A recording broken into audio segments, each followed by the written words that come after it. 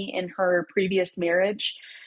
We really want to dive into her story and see where God's led her now and how she dealt with that issue. So I'm going to hand it over to Catherine and we'll kind of go from there. But this is going to be, our podcast is more of a conversation. So it's not scripted. We want it to be biblical based. So we'll sprinkle in some verses in here when it's relevant. And we really want to talk about the things that we went through and how it brought us closer to God, or the things that we went through when we weren't close to God and where we are now. So, Catherine, I really appreciate you joining us today. I just want to learn a little bit about where your marriage started, maybe how old you were when you started, when you got married, and dive into what it was like before addiction became a portion of your marriage. Absolutely. And thank you so much for having me on today.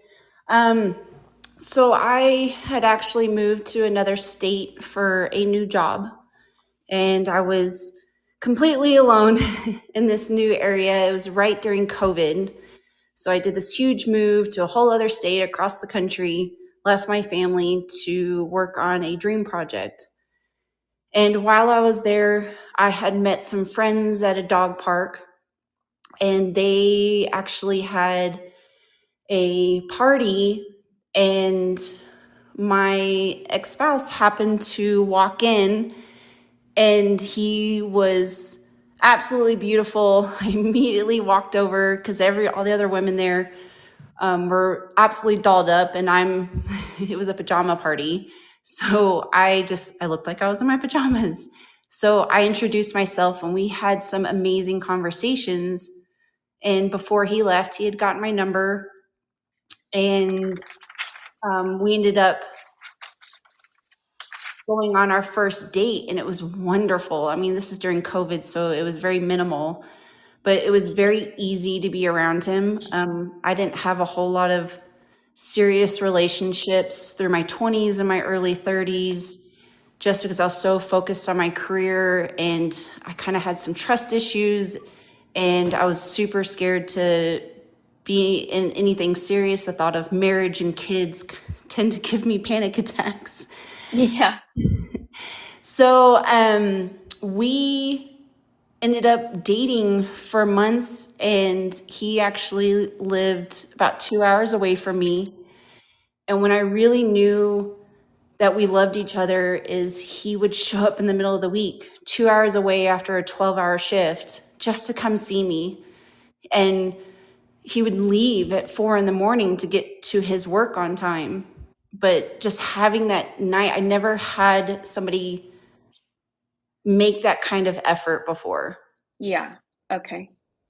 And it was so wonderful because there was points of a lot of loneliness, especially with COVID, and being so new in this town and in this area.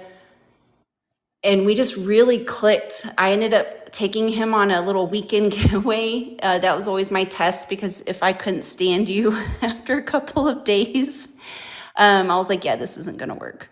So we ended up getting engaged about 7 months into our dating. We planned on having a very long engagement. However, his mom had fallen ill, and he really wanted her to be a part of the wedding. And my entire family loved him. My family came out to visit quite often, and he was charming and fun and silly, and I can be a little more serious. So it was so refreshing to have lightheartedness in my household, because I've been so focused on my job and just my path and my family. And it was just a bit of a refresher. I did know that he was in AA, and he had a sponsor and a really wonderful environment around him to support him.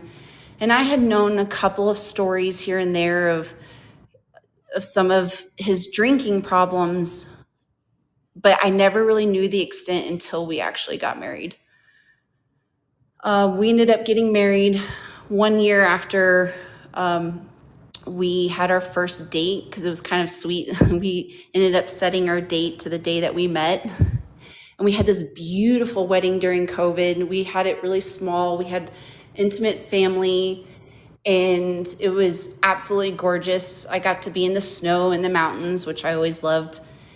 And roughly about 9 months into our marriage, I ended up losing my job due to the company ended up going under. And I got this really amazing job opportunity across the country. And I sat down with him and I said, do you think this is a good idea? I know I'm taking you away from everything that you know. He was born and raised in that area. And I have been very much colors of the wind. I'm used to moving around a lot. I've never really had a home base. So it never really upset me to have a lot of change. Mm-hmm. And I really wanted to take into account his feelings and what he thought about it. He was actually really excited for a little bit of change, but he was scared at the same time because he's always lived within a certain vicinity of where he was born. And I didn't realize the impact that it would have on him emotionally and mentally. As soon as we moved, I had known a little bit about his drinking, and I never saw it up front. I never saw him have a drop of alcohol. As soon as we moved, I started finding empty cans throughout the house, and I didn't think anything of it. He always had a good excuse to why there was White Claw in the trash cans. He said that he had picked him up out of the front yard because some kids, were tossing him out the window. And we lived in a very crowded location, so it made sense. But I didn't really hone in on it until I went on my first business trip with my new job. I was only gone for a couple of days, and I came home to him fully passed out. Alcohol everywhere. The house is a mess. The dogs have no food and water. And it was an absolute culture shock. It was really difficult because he had been in AA. He didn't find an AA in our new area. And I thought that he would be able to handle this well because I didn't realize that he had only been in AA truly serious about it for a year before we even married. Okay. And it progressively got worse as we lived in this new location. We lived there for 2 years, and it's almost like he got this fresh start and nobody knew that he was a severe alcoholic, to the point it wasn't like a functioning alcoholic or having too many drinks at night. It was a binge. If I wasn't there, he would tell me it was opportunity. So he would binge for the entire time I was gone, call in sick to work and everything. And I would just come home to an absolute disaster. I remember sitting on an airplane for 6.5 hours, knowing he had been drinking, because there's little signs to know when he starts to drink. He gets super social and he starts calling everybody. Yeah. And he'll call you in the middle of the night. So I'm sleeping in the hotel room and I get a phone call at 1:30 in the morning. And he's just like, oh my gosh, I love you. I miss you. And I can't wait for you to be home. And it was almost like this manic love. It was it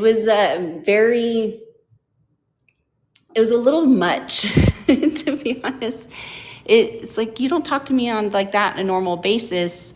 And then he just, rants and raves, and it's like this very happy manic.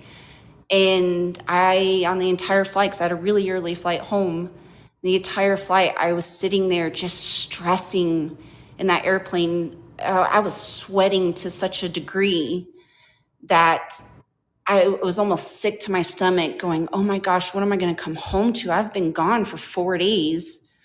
Right. And I am also sitting next to my bosses. The three of us went on this trip, and I was going, he has to pick me up from the airport. What kind of state is he in? Mm. And I stood outside that airport for an hour going, hey, are you going to come get me? Where are you at? Where are you at? No answer. Absolutely no answer. He stayed passed out and never picked me up. Wow. I ended up having to take an Uber home, which cost a fortune because Uber from an airport is absolutely unreal during peak hours. Oh yeah. And it was so embarrassing because I just stood out there when my bosses were, are you sure you don't need a ride? I was like, no, he'll be here any minute. He'll be here any minute. And I walked into that house, and there was throw up on the walls. You can tell he had thrown up in his hands, and there was like a streak on the wall. There was vomit all over the toilet, around the side, on the walls in the bathroom. The house was such a disaster. And I walked up to the bedroom, and he's lying diagonal, vomit in the bed, and had soiled himself. Mm. And it's 11 o'clock at night at this point, and I still had to be at work the next morning. And thank goodness we had a spare room. I didn't even want to deal with the mess. So I went and slept in the spare room and woke up the next morning and went to work, took a half day, basically kind of fibbed a little bit, took a half day and came home, and he had gone to work, and I just cleaned up the entire house. And it took me every ounce to even look him in the eye, I think for even 2 weeks. I unfortunately have this emotional switch. It's a coping mechanism that I know is very unhealthy. Yeah. I just kind of switch off. Yeah, I have that ability too. It's dangerous. That ability is really dangerous. It is. And I called some people to ask them, what do I need to do? Do I need to like force him into therapy? Because I've never in my life wanted to scream at somebody so much. I'm not a violent person. I'm a very kind, lighthearted. I mean, I can be stern if needed. But I sat and prayed on it. I grew up Christian. I was baptized very young. I also got rebaptized in my I think I was like 12 at Eagle Mountain Motorcycle Rally in Fort Worth. It was so much fun. Kenneth Copeland. And I like really prayed on it. I was super religious in my 20s. I've kind of veered a little bit away just from a church setting, but I've always believed in a higher power. My father's very religious. My mother's very religious. And I needed to pray on it. And then somebody told me to go to Al-Anon, and they were incredibly supportive. Even if he wasn't going to go to AA, I was going to go to Al-Anon. And these women, they don't judge you. We pray every session, and we just kind of understand that we cannot control what your spouse or whoever's the addict in your family, you cannot control them. You cannot save them. You have to let them choose their path. And unfortunately, when you're at home with somebody who drinks to such a level that is so unhealthy, you have to be able to walk out your door, completely disassociate from it, and go live your life. And if you come home to a mess, you come home to a mess. If you don't, it's a good day. If you do, it's a bad day. You can't dwell on it. You cannot, because there was points that I was going to see my family, and I was so nervous to leave him alone. It got to a point that I dropped $1,200 on a last minute ticket to say, come with me, because I was so afraid to leave him alone. Wow. because I didn't know what my house was going to look like. We had 3 dogs and I was really worried about them. So I brought him on the trip, completely changed all my plans. And we had a great time. Super, he's charming and he's funny and he's goofy and everybody loves him. And I'm over here just dying inside, going, this isn't the man I married. I know we haven't been together long, but for the first time, I was able to trust somebody. And I told him very upfront before we got married, if you ever cheat on me, it's it. There's nothing else. I can work through anything, but if you ever cheat on me, that is the last straw. You will be out so quickly and I will fully disassociate. Am I saying that word right? Disassociate. Thank you. I was like, You're welcome. on the end. And I'm like, no, I think it's an A. I'm a math person, everybody. Grammar is not my strong suit. So, and things just got so progressively worse in the new area. This next job that I went into, I'll give another example, is my family was coming to visit and I was so excited to have my mom there and my aunt, and I was so excited to show her. We had this beautiful townhome, and we were actually living in DC area, so we got to spend all this time around history and the Capitol, and it was so wonderful. My family came out, and we had 10 days together. We were going to go do night shots of all the monuments. And I had said, hey, even if we go at midnight, there are people still out and about because there's a lot of bars around and people like to wander around the hotels. I recommend we go at like 5 a.m. because I went into DC all the time for work and I went super early to avoid the traffic. So I was getting into work at like 6:30 in the morning because it just made life so much easier. Yeah. And he was going to go with us. So we all went to bed super early. And I woke up the next morning and I realized I'm waking up at 3 o'clock in the morning and he's not in bed next to me. And I was like, okay, maybe he fell asleep on the couch because that happens quite a bit. And I went downstairs and I was like, hey, you need to wake up. We're about to get on the road. And I could smell the alcohol coming off of him. And because of his AA, I did not, because I was very supportive. I even stopped drinking unless it was a special occasion and I was out and about. I wasn't with him.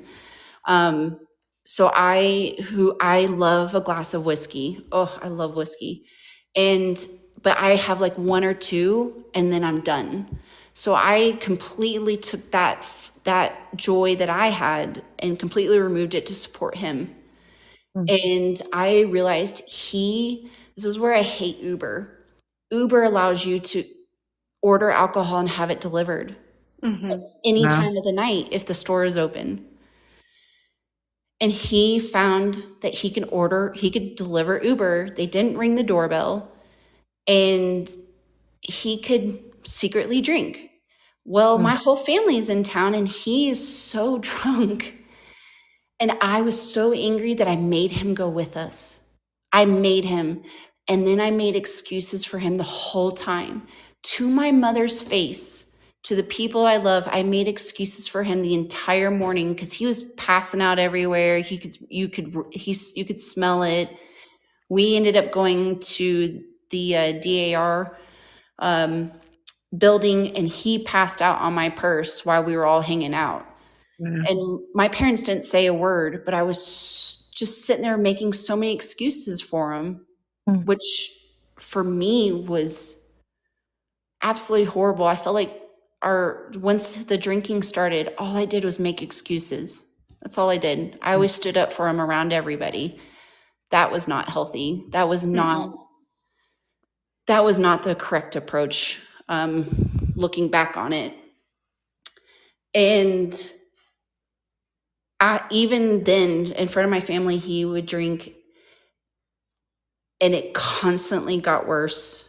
By the 2-year mark that we were living there, I actually wrote down every instance that he drank, and I realized a pattern. There was one Thanksgiving that he got so drunk that he ruined Thanksgiving dinner and then passed out in the food. So I spent the entire holiday all by myself. Oh my gosh. Yeah, he drank 3 boxes of wine in a 24-hour period. And the job I had in DC, we ended up getting acquired, and they decided to dissolve my unit. And we were really stressing out about me finding a job because I did make the primary amount of money in the household. I was the primary breadwinner. He had a great job, made great money, but I just happened to make more. So I took on a lot of the bills. So if I lost my income, it was it was very stressful on the household. And I'm over here thinking we got to do what we got to do. And I didn't realize how much he loved Virginia and that area. And he made a lot of friends, but it was really difficult for me to find a job without a clearance.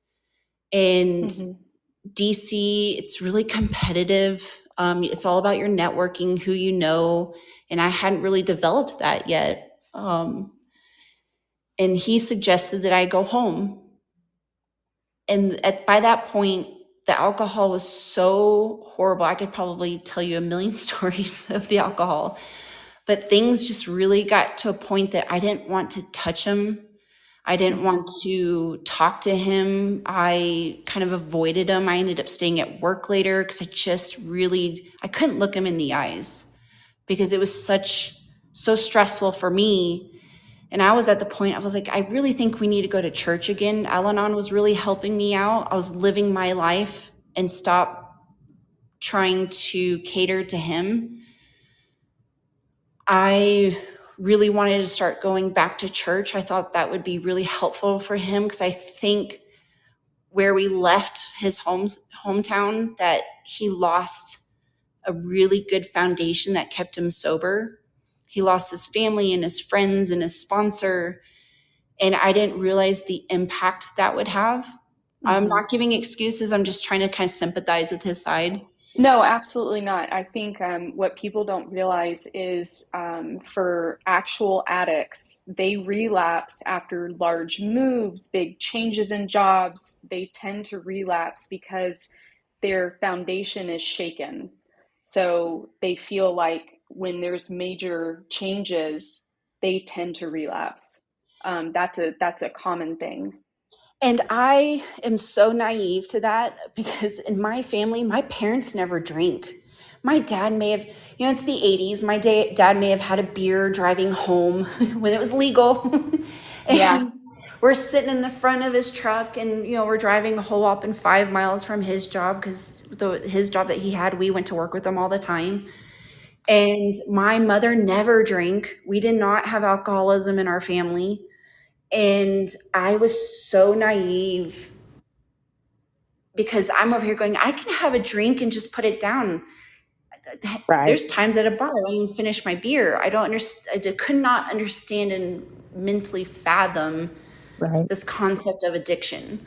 Yeah. Yeah. It's difficult. I just want to ask real quick, do you harbor any uh guilty feelings do you take any type of do you feel guilty at all, I guess is what I'm trying to ask you, because I don't want you to, and I'm just wondering, did you ever go through a period of feeling like you had any fault in the move and the decisions that he made? Because I do know addiction very well. I struggled with it by my own self, but I also watched my brother struggle with it, and I just wanted to be sure that that you didn't harbor any guilty feelings for how he chose to react to the move. Does that make sense? Or if you do, that's something that we can come alongside with you as well and work through that. But did you harbor any kind of guilty feelings, I guess is the question I'm trying to ask. Oh, completely understand. Yes, I don't Okay. anymore, but Okay, good. Very in good. that time, I felt so guilty for taking him away from his family. I felt so guilty for making him move. I even felt guilty for turning him down in the Yeah. bedroom because I Yeah. couldn't look at him. I Right. couldn't, that was not the man I marry. And I am, there's a saying that I don't know if it's fully true, but I believe it's true, is men need to love their women and women need to respect their men. I was going to bring Right. that up when you said that you couldn't look at him anymore. I even wrote down, I was like, respect is gone. Like Right. at that Yeah. point And in your relationship, respect is gone. yeah, and you essentially had taken on the parental role, and that's not something that you want to lay down with. You know what I mean? Yeah. I was the role of breadwinner, cleaning Right. the house, taking care of the house, kind of babying him. I really, there was at one point I kind of screamed at him. I'm not proud of it. I was like, "Do I need to get you an adult babysitter? Is that Yeah. do I have to go to that level that if I have to, because I was traveling a lot for my job, do I need to have a friend come stay with you, pay somebody to have adult babysitter?" I was at the point I was putting the dogs in boarding because I was so afraid for their Mm, safety. Um, and but Al-Anon was really teaching me to still live your life. You cannot stop having excuses for him Right. and live your life. Do what you need to do, because I actually isolated myself quite a bit. mm-hmm. I was so miserable Mm. where we were living because I didn't have any friends. He was making friends, but none of his party understood his background. Right. And this is where I feel really guilty, is there were times that I come home that I actually prayed to God, and I'm not proud of this. I wished he had just had alcohol poisoning and died in our bed or on the couch than me had to Mm, deal with the aftermath. yeah. Right. It it got to that point that I was just like, can you just make this easy for me? Because I Right. found out going through all this, I actually called his sponsor and some of the people that he was friends with for a long time, and I was confiding in them about what I was going through, and I found out that he has had his stomach pumped numerous times due to Oh, Mm. alcoholism in his past. His parents once flew to go pick him up from somewhere due to his alcohol and put him into rehab. He went through rehab 3 or 4 times, got kicked out of one of them. um, and I was shocked by the past that I found out. There was even times that he would hide alcohol from everybody, roommates, family members. He would hide it in his room and just chug it. And there was once I was cleaning the house, and I'm very meticulous, like, vacuum under the beds once a month. Like I'm a little bit of a clean freak. And I found like 48 cans of twisted tea under the guest Wow. bedroom, under the bed. And I confronted him about it, and he got so angry. He's like, "That's my space. What are you doing in there?" And I was like, "I'm cleaning. You never clean. I like to have a clean house. We have 3 dogs who shed." I don't like dog hair, can't stand the smell of dogs. So, and I love dogs, but I am really particular on cleaning. And why are you? He got so angry at me for snooping. I'm like, "I'm not snooping. I'm just cleaning." mm-hmm. Right. And I really started going, "All right, God, I need your help in this. I need to know what the path is going to be for us. How much do I need to fight for this?" I asked him to go to AA. He went. He absolutely hated it. He thought that the people there were not kind enough, and they were too like in your face. "Well, why are you drinking? Just stay sober. It's just you've got to do it." And he didn't like that tough love approach. Um, Unfortunately, our sex life really tanked, um, partially to that, but also found out that I was having a lot of hormonal imbalances. So I ended up going seeing doctors. Come to find out, I had no testosterone whatsoever. So that didn't really help the case. And with the job, I ended up losing the job and decided to go home. We both agreed to it. We had sat down and said, hey, this is how long we have money in the bank. I could basically not work for 10 months and we'll be fine. We can pay all the bills. But he was so nervous about me not having a job that he suggested that we go back to my family's area, because I hadn't seen them I hadn't lived near them since I had moved originally and met him. And he actually found me a job, told me to apply for it, and I got it. So we ended up moving home. But things were so bad that I suggested he not move with me. I said, look, Wow. I know you really love this area. I really want you to get your act together. I think you staying here in the DC area, you have a great job, you have great friends. And if in 6 months you have proven yourself, then yeah, move out. But he did this whole plea, I will never hurt you like that again. I'm so sorry. And when I say I had documented every single instance, I didn't realize it was a pattern every 2 to 3 months. For 2 years, every 2 to 3 months, my husband got so drunk that it impacted our day to day.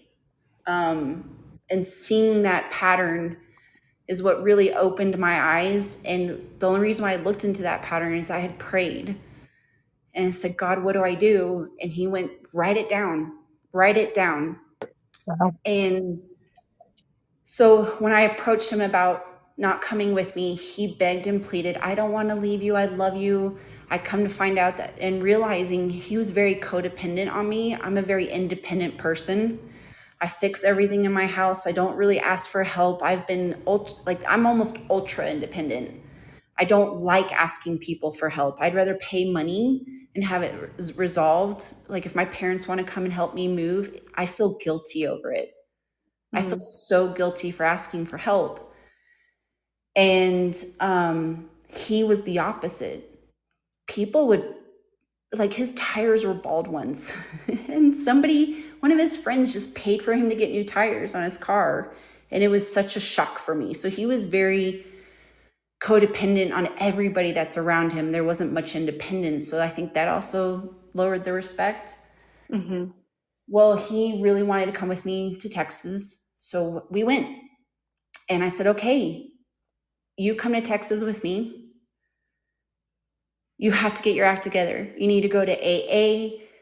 You are on a very short leash. And I really need you to step it up, because I'm about to go into a job that I'm going to work 80, 100-hour work weeks.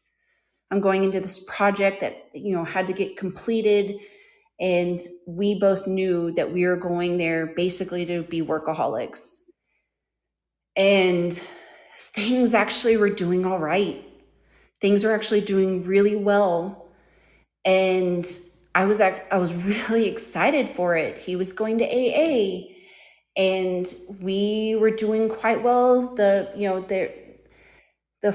sex life didn't really come back in, but something was going on with me hormonally. So I made sure at least once a week and have a little glass of wine and make sure, because I'm like, I know this is a huge thing for my husband. I'll make sure that this happens. Right. Because it was a constant argument in our relationship. And unfortunately, because I lost that respect, but I was trying to get it back. He was doing so well. And I ended up having to go on night shift, and then I had to go on this huge trip. So we didn't see each other for like 3 weeks. He ended up getting into a bicycle accident and broke his collarbone. And this was the day before I'm leaving on my work trip. And there's no backup. I have to go on this trip. This trip was instrumental for my job. And my mother, 3 hours away, came out to take care of him. He had to go into surgery. So I had stayed up for like 36 hours straight. We got him into surgery and got him home. My mother came out and took care of him. She was going to stay the whole week. And I did tell the doctors, please don't put him on any medication. He does have addiction tendencies. And things are going really well. And then he was doing super well after the surgery. And my mom called me. She goes, hey, he's doing really well. He's able to bathe himself. Things, I'm going to go and get home. I have to get back to my job. And we didn't think anything of it. And halfway through that trip, a few days after my mom had left, by the way, I had asked her, hide all the medications. There's nothing in the house, right? Like we even counted the pills because they had given even though I had asked them not to, they had given him hydrocodone. I was leaving from the location. I was supposed to go on this entire road trip home to go see his family because I hadn't seen them in 2 years, to go see his family, go see my family, and then make it home. It was a whole whopping 3-day trip. And I get a phone call as I am leaving the location, and he's manic. And I went, oh no, oh no. So I immediately canceled everything and drove 24 hours straight getting home to him. And I remember on that trip that he had called me manic, and I I had a breaking point, and I said, man up. I am on my way home. I will be there in 12 hours. You need to grow up, man up, sober up, because when I get home, I've had the worst 3 weeks of my life. I'm running off 2 to 3 hours of sleep at night. I need to come home to your warm embrace. I need a hug from my husband. I need to put up my feet. I need to come home to a clean home, and please get your act together. Show up to the house, and he's still drunk. Vodka is just coming off of him. And I just pushed him away, got my clothes, and went into the guest bedroom and went to sleep. And he came in to talk to me. I was like, you don't want to talk to me right now? Absolutely not. I'm going to say things that I will never be able to come back from. Could end our marriage. I am moving into the other side of the house. You can have the master bedroom. I'm moving into the guest room. You will be going to AA. I am so fed up with you right now that something has to change or I'm leaving you. Well, here's the kicker. The next morning, God told me, get on the computer and look up churches. So I sat at the desk. That next morning, I woke up super early. I couldn't sleep. I'm sitting there looking up churches, and I also looked up an AA meeting, and I dragged him to AA that morning, sat in there with him, bawling my eyes out the entire time because I never thought I'd have to sit in one of these meetings. And he's joking and being funny and silly because that's his charm. One guy in the meeting completely called him out and said, do you see your wife next to you? Do you see her? I don't think this is funny. That you are going to ruin everything that you have. You have somebody supporting you. You have somebody who loves you. All of us in this room have lost our families over alcohol, over this silly little drink. And it really hit him. And I'm absolutely beside myself. We get home, and I'm going back to looking at churches, and I think I found a really good one, but then God whispered in my ear, look at his text messages. So we had Apple computer, so everything syncs. And I just happened to go in his text messages, and you can see that he's super jolly and happy. He's calling everybody on the planet. My family always knew when he's drinking because he loved to call my dad and my brother, but they stopped telling me when he did that. Well, then I saw Mandarin. Why is there a Mandarin text message? And then I see a text message that says, yes, I want her. And I went, whoa, what? Gosh. Opened up that chat, and my husband had ordered a hooker the night I was driving home. He had called me manic. I was talking him off a ledge, and I was like, I am leaving. I'm on my way. I will be there tomorrow at this time. He hung up with me that night to answer the door to the first hooker. And I saw the pictures of them. He actually got to pick out which one he wanted. And then as I was driving home the next day, he got into this huge argument with, I'm assuming it's a pimp, got into an argument that she was supposed to be there for 3 hours. He only got 1 hour. And I'm over here so sad for this woman because I know what he's like drinking. He's got vomit in his beard. He smells like he'll vomit, then go back to drinking, and vomit, go back to drinking. And I'm like, this poor girl. This poor woman had to deal with him in that state. I don't blame her for leaving after an hour. Then they went, well, we'll send you another one. How about this morning? And by the way, this is the day I arrive home. Oh my gosh. And he went, yes, I want her at 8:30 in the morning. And I arrived at 6 p.m. After reading those messages, I just started having a panic attack. But something in me, and I truly believe it was God, he said, get pictures. And I immediately grabbed my phone and I just started taking pictures, the whole chat. And then for the first time on that visit, first time I was home, I walked into my bedroom and there were 2 used condoms on my nightstand, not his, on mine. He never cleaned it up because he was still drunk. And our bed smelled and there was something all over the bed. It was super gross. And I kicked him out in that moment because I had told him, you ever cheat on me? You don't understand. I grew up with my father cheating on my mom and my mom going back to my dad numerous times. I know what that does in a relationship.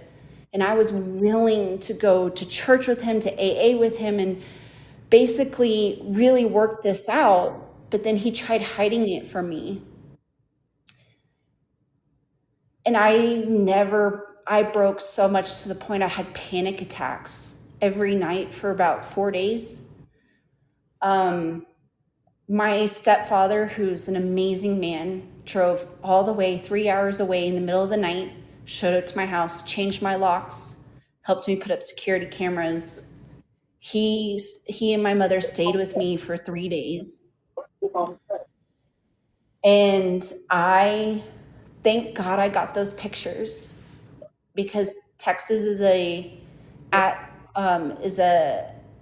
what's the word called? At fault state. Mm-hmm. Right. And I told him, you're going to give me an uncontested divorce. I paid all the bills. I will not destroy your life. Anything you purchased in the marriage or before the marriage, I put into a storage unit. My parents helped me, went through the entire house, and anything of his went into nice boxes. We packed up everything super nice because I truly believe in karma. And even though he did this to me, I'm not going to burn everything on the front yard, which I would love to do. But I just went, no, he is struggling as well. There's something going on with him because I'm not there. I didn't ask a lot of them. We didn't have children. I am so grateful that we didn't have children because for about the first year and a half, we tried for kids. I am so grateful I didn't. Because what I told him is, if you and I had a child and I wasn't home and you were taking care of the child, I can't trust you with that child. Right. He drinks because of stress. Children bring stress. Can you imagine a screaming baby and he starts drinking? Right. So I kicked him out, never talked to, well, he would talk to me. I didn't really talk to him. And I got the divorce relatively quickly. And I hoped that he would get better because even his best friend was like, maybe losing you would get him to jumpstart getting back into sober. Right. 6 months later, he called my mother and I separately. He was so drunk that he hallucinated that his mother had passed away and called my mother to ask, well, you're my mom number 2. Can I start calling you once she passes away? Mhm. She's dead. Come to find out, she was not dead. She had been put into the hospital. I even sent her flowers because she's a wonderful woman and I really loved my mother-in-law. And I didn't realize until after the fact that me sending flowers was kind of a possible little, I got you, I know what you did. I know you lied. I didn't mean it in that manner, but somebody was like, that is really impressive because that just showed him that you know you're lying and you're still in communication. And I was like, no, I genuinely did that to this woman who, the poor thing, she's in the hospital. I really loved her. And then he messaged me and he said, oh yeah, my mom did not die. Thank you for sending her flowers. So there's a lot of regret on my end for not verbally telling him how I felt in the moment. I was going to ask you, did you ever have a conversation with him, like a sit down when these things were occurring? I tried, but I can be very in your face sometimes. I really wanted to fight. You know how sometimes in a relationship, you just want to have a full on argument. You love the person, but sometimes you just want to fight with somebody. Right. Yeah. And he was so good at de-escalating me. Mm. It was almost infuriating. So every time I wanted to have that conversation, he would de-escalate it. And I realized he emotionally couldn't have a serious one-on-one in your face. I would try to always take half the blame as much as possible because I didn't want to approach it as you're screwing up, everything's your fault. Right.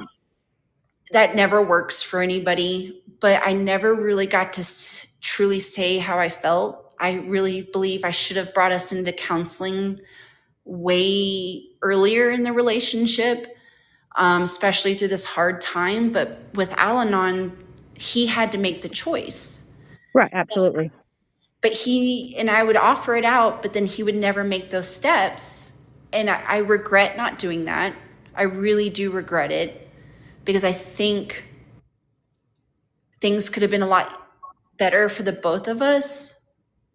But at the same time, and I know this is really sad to say, me not doing that and him getting the hookers gave me the easy out because I did not want to leave a man when he was down over Right. drinking because I was so worried that people were going to be like, oh, you just abandon your husband. You know, it's Right. death till you part. But it I didn't realize how hard it was going to be with addiction. It's every day. You, as the sober person, with a person with your spouse who's an addict, you worry every second. Oh, he's home alone. I need to get home. Like I'd leave my job knowing he's home alone for 4 hours. Right. What is he going to do in the 4 hours? Is he going to get bored? I started working from home so that I can kind of watch him. Yeah. You took on the parental role. I mean, there's not really a better way to put that. But yeah. And that's draining, and that's not at all how the order is supposed to go. So, but I understand what you mean about waiting for what you thought was a more valid excuse to Yeah. leave, and the infidelity was that trigger. Um, you had rights to leave prior to that, even with his addiction, and you would have been clear from that. But I understand exactly what you mean. I'm so sorry you went through that. It actually has been a godsend. Yes, girl. I was always petrified of relationships and marriage. And I am actually now in a relationship with somebody I've known since I was in high school. We've been very good friends over the years. We have a lot of history. We both went through a divorce about the same time. And I am so happy in my new relationship. Thank God. We have this banter that I have learned to openly communicate how I'm feeling, and I don't have to tiptoe around it. It's very adult. It's very strange to have somebody else clean the house and help with bills and actually a doer, because I was always the one that was doing everything around the house. Right. And we had this banter that you almost get to say what you want to say, but in a fun, silly way, and kind of make fun of each other for it. I'm not on tiptoes for somebody's emotion. And it's so much healthier. With the lessons I have learned from my first marriage, that we have even told each other, we're in this for the long haul. If either one of us feels that anything's going on, we immediately go into counseling. And whoever sets it up, you have to go. And that was a regret in my first marriage, that I should have done the counseling sooner. And so many lessons learned came over. And it was so wonderful as my new relationship. They looked at me going, I know what you've come from. Are you comfortable with alcohol in the house? And I'm like, I miss alcohol. I miss having a drink or two. And there are some times that he looks at me and he says, I just want to make sure that you're okay. I'm having another drink. And I'm like, I trust you with it. I've never seen him drunk, but he is so understanding of what I just came from, that he is super open to making sure he never crosses that boundary. Right.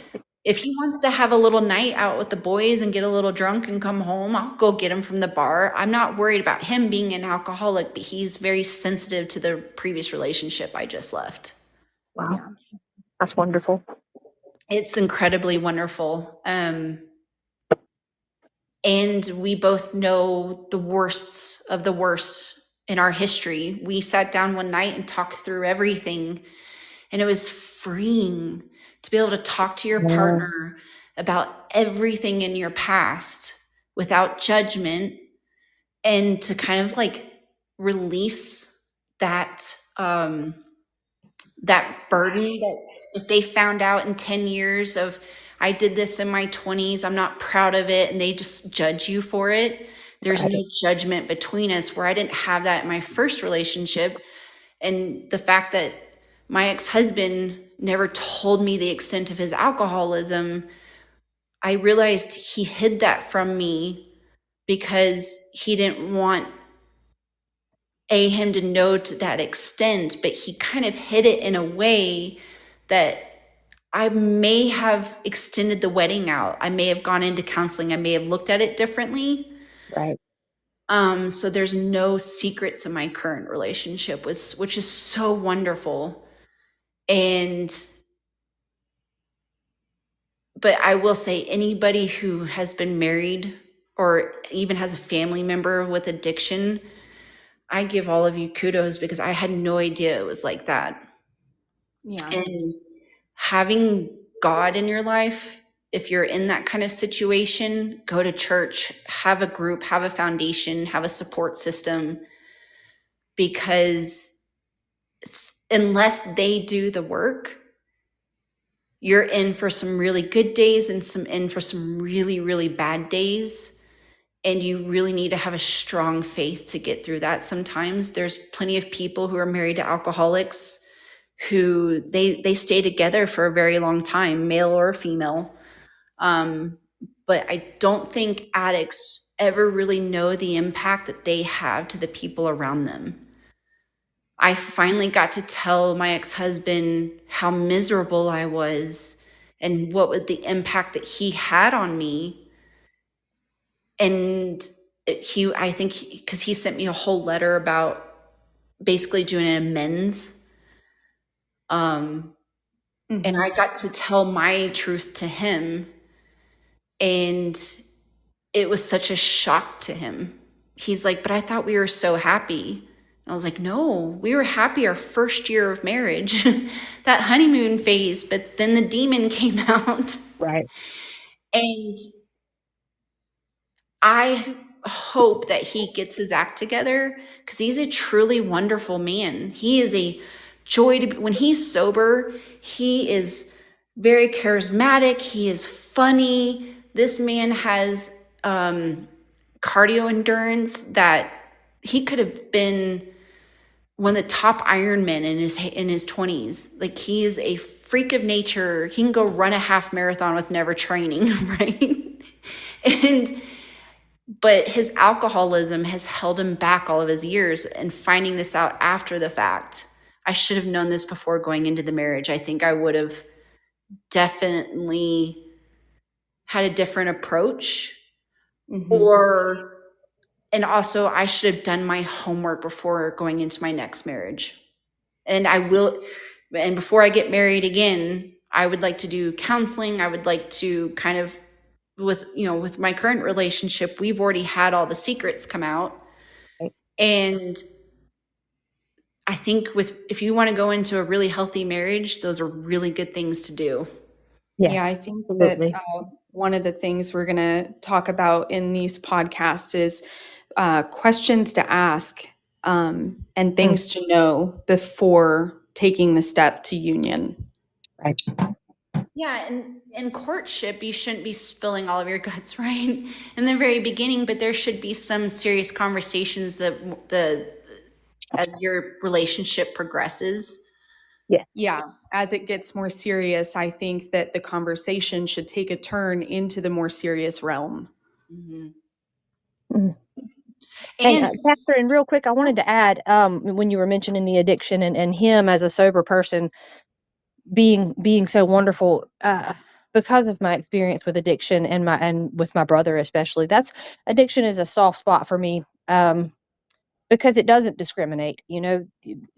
I'm sure that the sober guy was wonderful, and that's why it's such a sad disease, and science and medicine has labeled it a disease. It is a demon in a bottle, though, but it breaks my heart that it takes these people who normally are so wonderful and turns them into a literally completely different being that you don't even recognize, you don't know, and it's just terribly sad.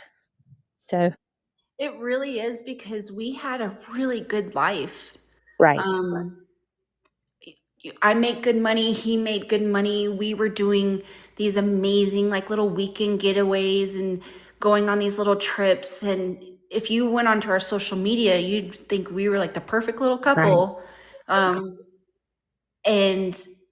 But the day to day at home was so horrible, and with the alcoholism, and I never got to truly be myself because I felt like I was walking on eggshells to not put him into a stressful situation that he wanted to go drink. Right.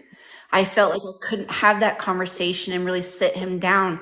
The way I talk to my siblings, in my household, if you're messing up, my parents tell you to your face, knock it off. Right.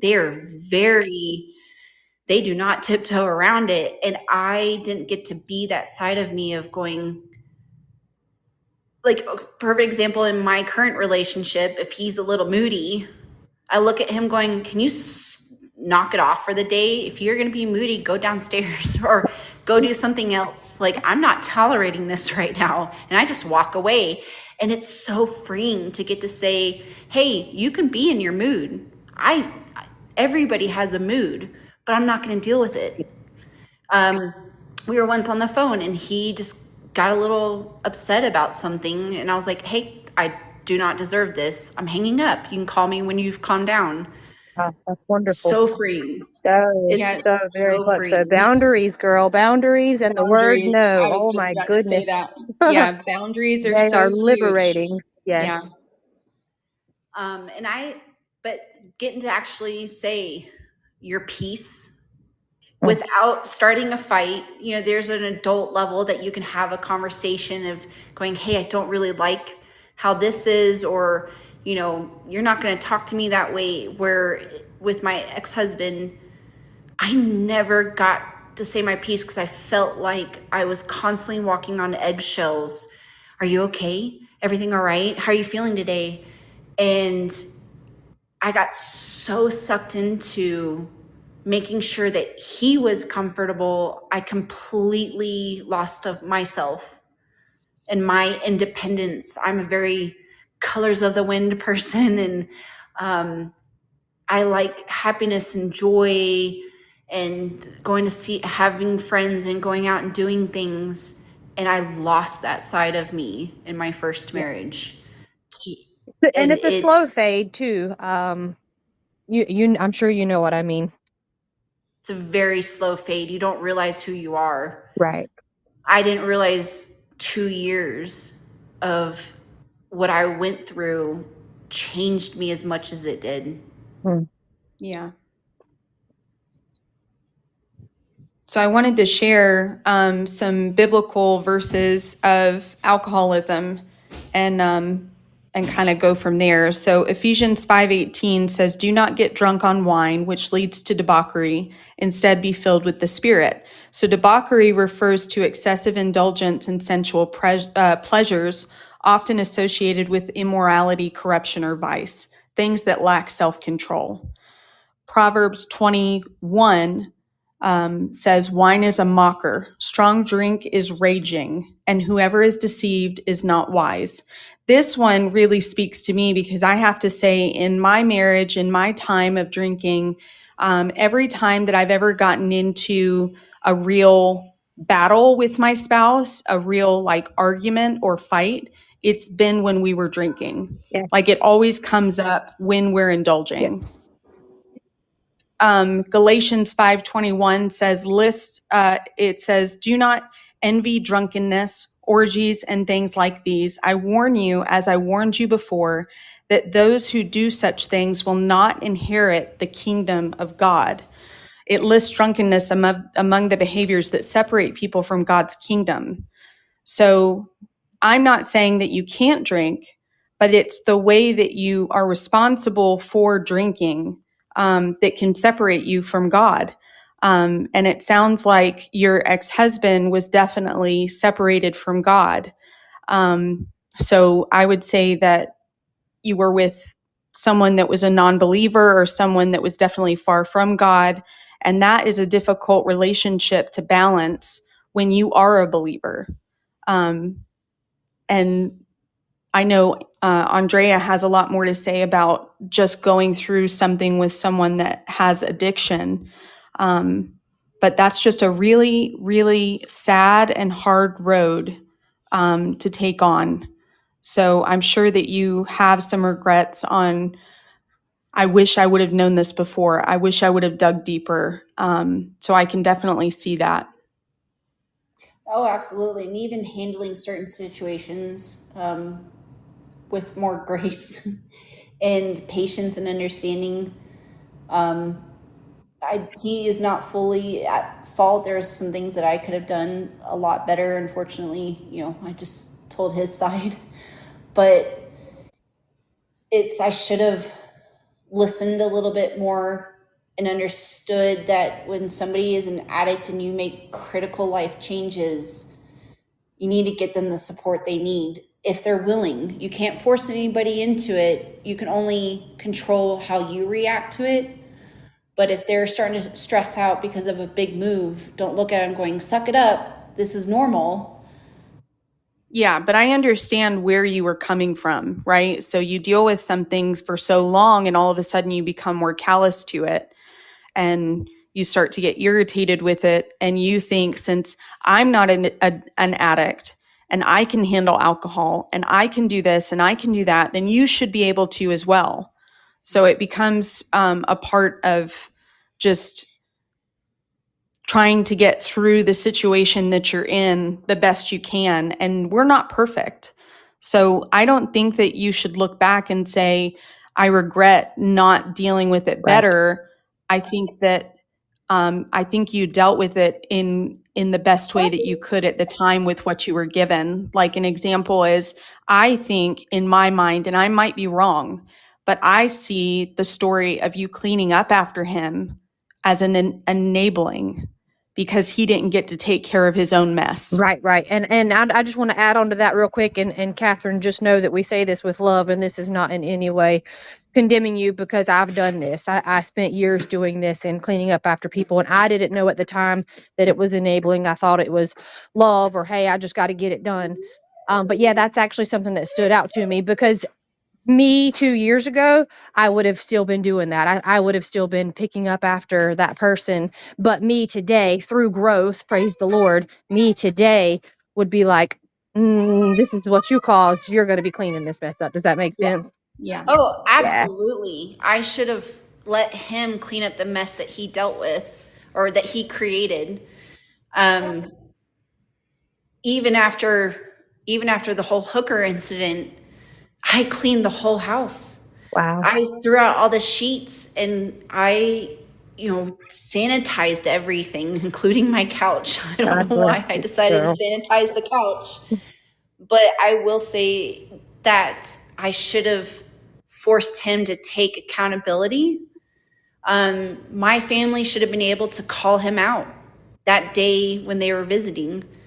And instead, I made excuses. He should have been, I kind of protected him. And I thought I was protecting my relationship and Right, how we were seen. right, Yeah. And that was a huge fault. I should have let him take on the consequences. I once called him in sick to work. Mm. I should have let him either lose his job or have disciplinary actions against him and stop. I coddled and enabled a little bit. And I didn't realize what I was doing until after the fact. right, right, right. And there's, I think, Amber, and you now even would agree that we certainly can't go back in the past and change anything, but those lessons now are active in our lives, because you have boundaries now, and you speak up for yourself, and you have a healthy relationship and healthy communication because of it. So you can, don't ever let the enemy, which I refer to the Satan as the enemy, but don't ever let him take your mind back of I should have done, or regret and guilt and stuff like that. But rather let it drive you into, hey, I'm going to make a different decision now. And obviously you're living that, and you have those boundaries in place, and that's awesome. And without those experiences, we might not have ever gotten to this point. You know what I mean? So it's not all for nothing. The Mm-hmm. Lord knows how to turn things around, and he's really good at. He Well, and really is. you even brought up in one of your previous podcasts about Disney saying this is what marriages are going to be. And it's Right, not. You have to work. There's going to be ups and downs in the relationships, but finding a partner that you can openly communicate with, have those hard times, and then kind of push through it together, not feeling like you're alone in your marriage, having both parties wanting to work on it. I think that's where I got to a point in my marriage is I felt like I was the only one working on it. But that was my perspective because the addiction had taken over. He didn't think he ever relapsed. Where I'm Yeah. over here going, I have it written down. You have absolutely relapsed. Please, for the sake of our marriage, go to AA and get help. And he never wanted to. right, He didn't think that there was a reason for it. And then after our divorce, he did message me going, why didn't you force me? And I said, that wasn't my job. My job was never to force you to do anything. You chose to not get the help that you needed, and you lost me over it. And after saying that, there was this anger from him. And I never took it personal. I went, I understand you're hurting. I understand that you are going through a lot right now, but I did what I had to do for the sake of myself because you gave up on our marriage a long time ago. Yeah, I think I also wanted to touch on just one thing. And again, we're not judging whatsoever, but I wanted to touch on this as something maybe for you to think about in your new relationship. And I'm sure you've had some growth, a lot of growth from what you've received from your past relationship. But during your story, one thing that stuck out to me was you had said that the first time that you really thought he loved you and showed love was when he was making an effort to see you because you lived so far away.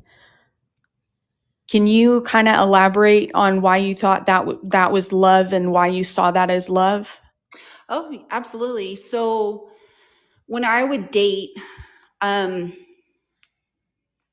give an example. My stepfather is an amazing man and worships the ground my mother walks on. So I have step parents who have been such an amazing influence in healthy relationships. When my parents were together, they loved each other, but it didn't work out.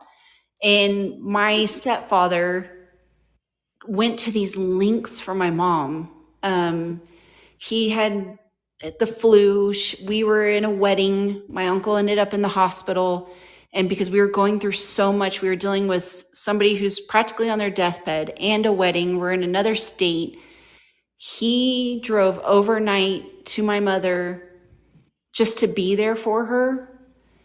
And I went, oh, man, he really loves her. And when I was dating men, it was always, convenience. And I wasn't really dating the healthiest of men. I realized in my late 20s that the type I was into was not sustainable, wasn't healthy for me either. And so when my ex-husband really put in an effort just to see me, I was like, wow, he really loves me. He really cares for me. And we got along really well, but that one little moment went, oh, Yeah. this is something I've never had before. No man's ever driven 2 hours to come see me. I've never had that. And you attributed it to a past memory of your stepfather making that effort for your mother. Right. And I have to say that has so much weight. And I want to do a podcast on that as well, because what we perceive as love is usually from past memories of our experiences with love when it comes to how our families dealt with it and how they showed it. And some people's are very warped for the difference between what they perceive as love and what God actually states love is. I just wanted to say the one that most people know is 1 Corinthians 13, 4-7. Love is patient. Love is kind. It does not envy. It does not boast. It is not proud. It does not dishonor others. It is not self-seeking. It is not easily angered. And it keeps no records of wrongs. That is not something that we feel. That is an action. So when we get into those podcasts, I really want to seek out what God says love is and how we're supposed to act on that. But your account of love may have just simply been that you saw the effort that someone put in, an effort that you're worth. And the fact that he put that in meant that he loved you. And there are acts that people do that we think we're not worthy of or we haven't received before. And when we receive it, we think that's love. So we can get those things mixed up. And that tells us that we maybe devalue ourselves. Absolutely. And also, I thought I was living in this fairy tale. We never fought. Everything was so wonderful. And I have also learned in healthy relationships, you need to fight. You need to be respectful in the fight. Right. But you should be able to say, hey, I don't like this. We need to talk about it. And I think everybody has a little different level of fights, and there's level of fights within the relationship. But not getting to say what you really feel and work through some of those hard times is more detrimental in a marriage than just when you're trying to keep the peace all the time and everything is hunky-dory and everything's a beautiful little fairy tale. That's not a real relationship. Right. No, it's not. For me, fighting, I tell everyone, if I'm not fighting, I'm not in it anymore. 100%. Like you've lost me. Yeah. Yeah, that was something I learned coming out of that marriage. I was in this rose-colored glasses, and it was my first, before that, my longest relationship was a whole whopping 6-7 months. And I will say I learned a lot from it, but I also learned that you need to have some bad times to see how you get through it together. You need to be able to have an argument. Yeah, absolutely. I think when we talk about addiction, for anyone listening on the podcast that is dealing with addiction themselves or has a loved one that's dealing with addiction, the biggest thing for getting out of addiction is going to be relying on God's strength, because you're submitting to the flesh at that point. So we need to resist the flesh, and you can't be in the spirit and give in to the flesh at the same time. Right. So relying on God's strength, I wanted to go to 2 Corinthians 12:9. But he said unto me, my grace is sufficient for you. For my power is made perfect in your weakness. Therefore, I will boast all the more gladly about my weakness, so that Christ's power may rest on me. I think that's such a huge saying. We are not strong without God. And when we're in our weakest moments, that's when God's beauty and power comes through, because we cannot do anything ourselves. We have to rely on him. Someone had stated to me the other day, I had, and I'll talk about this on another podcast, but I had a meeting with some maintenance guys that came into my house, and they were talking about God. And I came to them and just started getting in on the conversation because I felt so blessed that this was even happening in my home. And he said to me, do you know why God calls us to be like a child in faith? And I thought about it, and I was like, that's pretty apparent as to why he asks us to do that, because kids are so pure in their faith. But that wasn't where he went with it. Where he went with it was, if you're a 2-year-old, you have to rely on your caregiver to take care of you. You have to rely on their strength and where they're going to take you. That was huge to me. It just sort of brought it to a new light to me. We have to be like a childlike faith. And that also means submitting to God as a child and making it where his will be done, not our own. Right. And it even says, I'm not certain off the top of my head, but it even says, without faith it's impossible to please God. You there? And when we surrender to him, that's when he stepped in.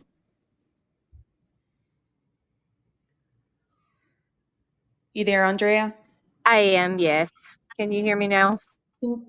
Yeah, can you repeat that for us? Yeah, so I was saying there's even a Bible verse that says that without faith it's impossible to please God.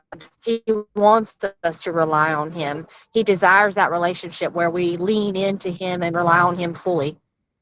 Yes, absolutely. And I will also say, if you are at all have an addiction, or you have a family that's is an addict, take that leap to God. You don't have to go to church, but I even got to the point that I started listening to DC Talk again, and it gave me this peace. It was one of my childhood favorite Christian bands. Oh yeah, I remember DC Talk. Yeah, and just listening to that and listening to songs of worship just really brought a peace within me, especially through the divorce.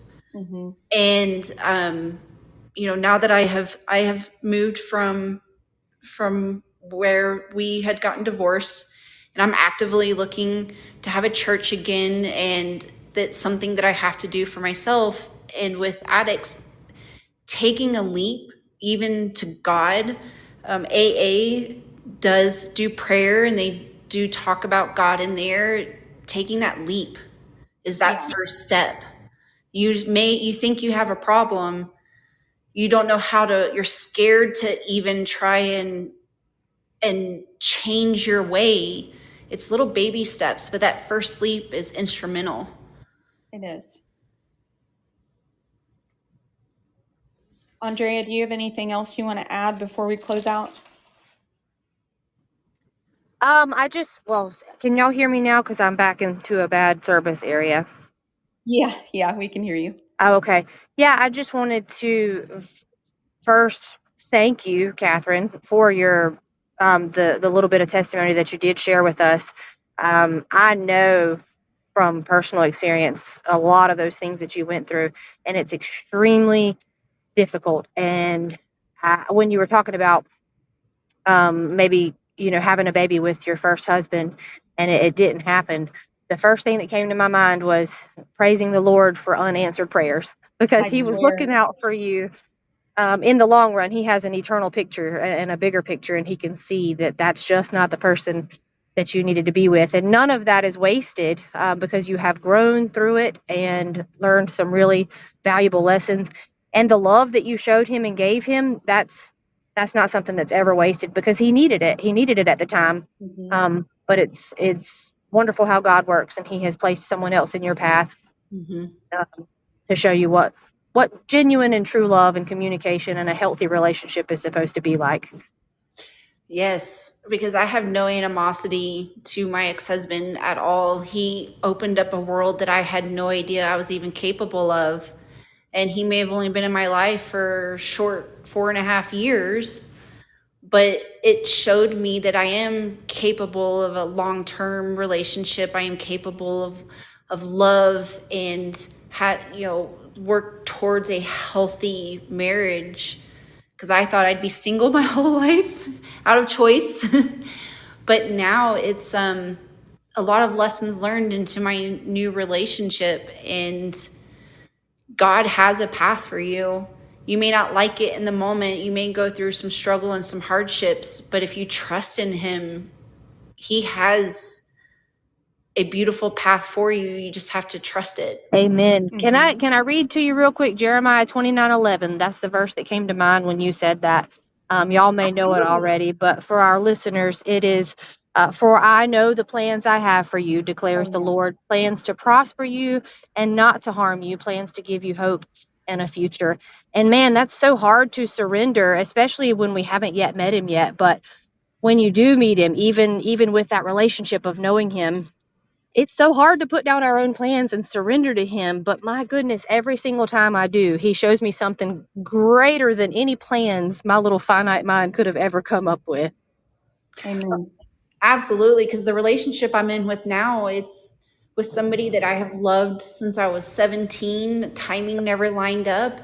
And, he was one of the first people I called, besides my family, going, you won't believe this, as a friend. And it blossomed into something we thought we would never get to have in our lifetime. Wow. And the timing lined up. And even my parents are like, I've never heard you so happy Mm. ever. And I won at the end because I have this amazing man in my life. We've known each other for so long, and even his grandfather, who's the one that introduced us, I truly believe he's looking down on heaven going, you two were patient enough. Now is your time. Yeah. That's beautiful. Stories like this, can y'all hear me? I'm back in another dead zone. Yeah.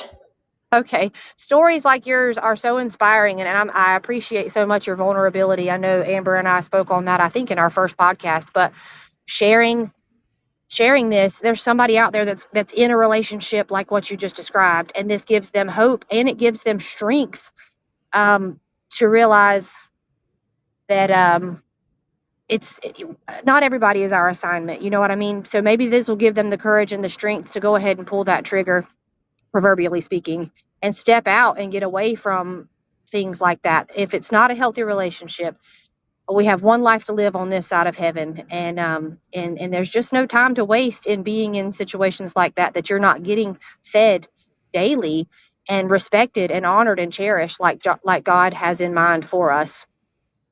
Absolutely. So your story is inspiring, and man, I'm so grateful. You have no idea, because I've been down that road, and I'm just so grateful that you have what you have now. That's a blessing from God for sure, and I'm very Absolutely. happy for you, Thank you. of course.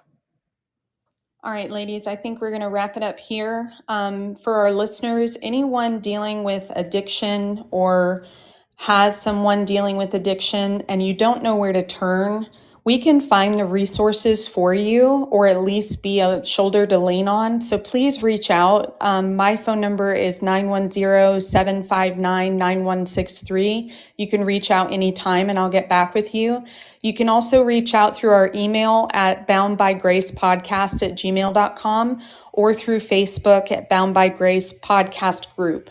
You can always post anonymous, but if you haven't become a member of that group, I highly suggest it. It's where we're going to share a lot of our podcasts and a lot of insight into other aspects of marriage.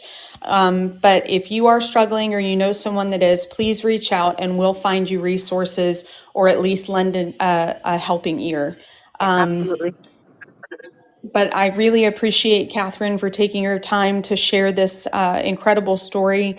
I believe that God took that brokenness and turned it into something beautiful, as he does with most of our stories. I appreciate Andrea being a part of this podcast as well and sharing God's word with us. So I think we'll call it for today. I look forward to other episodes with you all, and thank you for tuning in. Yeah, thank you, Amber, for heading this, and Catherine, thank you again for being so vulnerable and transparent. And we wish you all the best, and we'll be praying for you as well. Thank you, and so much for having me on. It's been my absolute pleasure. Good, good, and I hope you feel lighter by sharing this, especially knowing that your story is going to inspire other people out there for sure. I can promise you that. I know several people on here that are a part of this podcast group that I invited specifically, and they're going to listen to this and they're going to be inspired by your story. So it was not all for nothing. I promise you, girl. Thank you. Yeah, thank you so much. All right, ladies, we'll talk to you later, okay? All Okay. right, girl. Have a good night. You Y'all too. as well.